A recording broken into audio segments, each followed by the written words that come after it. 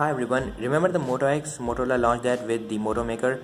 That was a solid device of its time, but it's now 2018, almost 4 years past that. So how the Moto X, the original Moto X, stack up in 2018, we are gonna find out together in this video, so stay tuned. I will be kicking off this video with the camera because it is the most important and the keen feature for me whenever I consider to purchase a smartphone.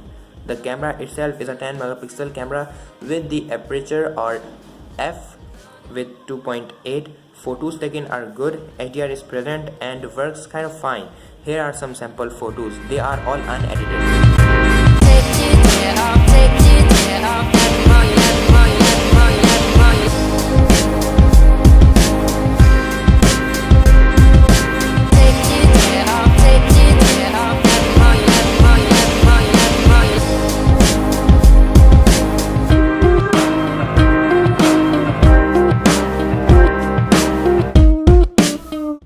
It can shoot videos at 30 frames per second in 1080p, but the slow motion is limited to 720p. Here is the slow motion clip.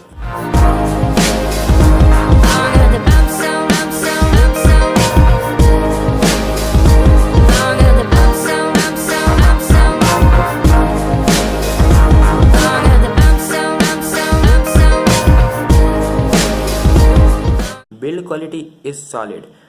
It's made out of plastic and rubber kind of thing, and buttons are still good in my unit at least. They are kind of tactile. Overall, it is a good and solid feel in hand phone. It is compact too. In this era of bezel-less phones, Moto X has a 72.1 screen to body ratio, which is actually not bad. Screen is HD, means 720p AMOLED panel, and there are 312 pixels per inch, protected with Gorilla Glass 3. But putting a screen protector is recommended. I'm not going in its feature too deep, like its dual core 1.7 GHz processor with 2 GB of RAM and Adreno 330 GPU, but overall the performance is snappy enough to keep up with your daily use.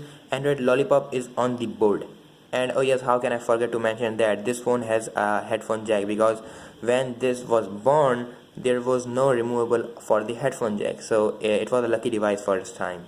The variant I am having for making this video is having 16 gigs of storage, but if you are looking forward to buy this now, second-handed of course, so you should get 32 gigs variant, because no option for an SD card will make it hard to live with 16 gigs only. Now you have noticed I haven't touched on the front facing camera yet, and I won't be touching either because I personally don't take selfies. Like, if you don't believe me, check out my Instagram, here it is. But anyways, let's move to the battery department. Battery is okay. You need to charge this thing twice a day, which is not a bummer and not a deal breaker also. So yes, it's fine. So if you're really tight on budget, like really tight, then you can buy this device, but still I do not recommend this thing to anyone because it's like 4-year old phone. Like, who buys 4-year-old phone? 4-year-old phone. But anyways, I am signing out, and let me know how was the video quality and how was the content quality. I'm signing out, and yes.